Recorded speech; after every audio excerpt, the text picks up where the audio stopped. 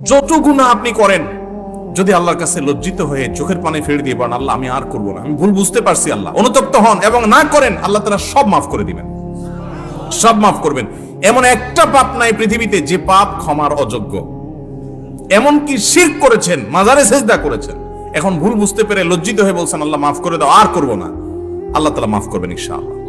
আল্লাহ ওয়াদা করেছেন, আল্লাহ বলেছেন তুবু ইলাল্লাহি জামিআন আইয়ুহাল মুমিনুন, হে ঈমানদাররা তোমরা সবাই আল্লাহর কাছে তওবা করে ফিরে আসো। লা তাকনাতু মির রাহমাতিল্লাহ, আল্লাহর রহমত থেকে নিরাশ হয়ো না। ইন্নাল্লাহা ইয়াগফিরুদ দুনুবা জামিআ, আল্লাহ সব গুনাহ মাফ করে দিবেন, কিন্তু ক্ষমা চাইতে হবে। আল্লাহ আমাদেরকে ক্ষমা চাওয়ার তৌফিক দান করুন।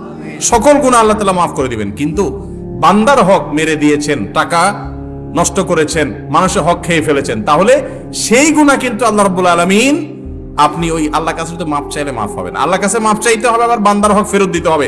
সারা জীবন মানুষের পকেট কেটে, মানুষের কলিজা কেটে, রক্ত চুষে, টাকা কামাই করে লাখপতি কোটিপতি হয়ে এবার বুড়া বয়সে মসজিদে, মাদ্রাসায়, মাহফিলে হুজুরদেরকে দান সাদকা টাকা পয়সা দিয়া চারপাশে এবার হাজী সাহেব গাজী সাহেব ছেড়া মক্কা শরীফ যাইয়া ওমরা করে, হজ করে, দায় রেখা, আপনি লম্বা জুব্বা নিয়া, তসবিহ নিয়া, জায়নামাজে বসে এবার আল্লাহওয়ালা হয়ে গেছেন।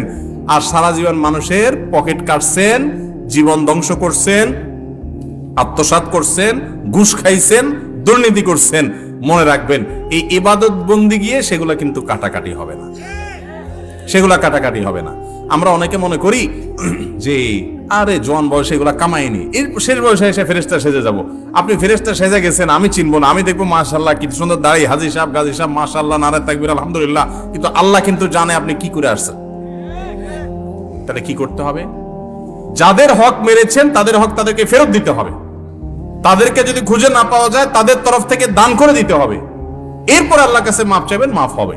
বান্দার হক খুব ডেঞ্জারাস। আল্লাহ তাআলা আমাদেরকে বুঝার তৌফিক দান করুন।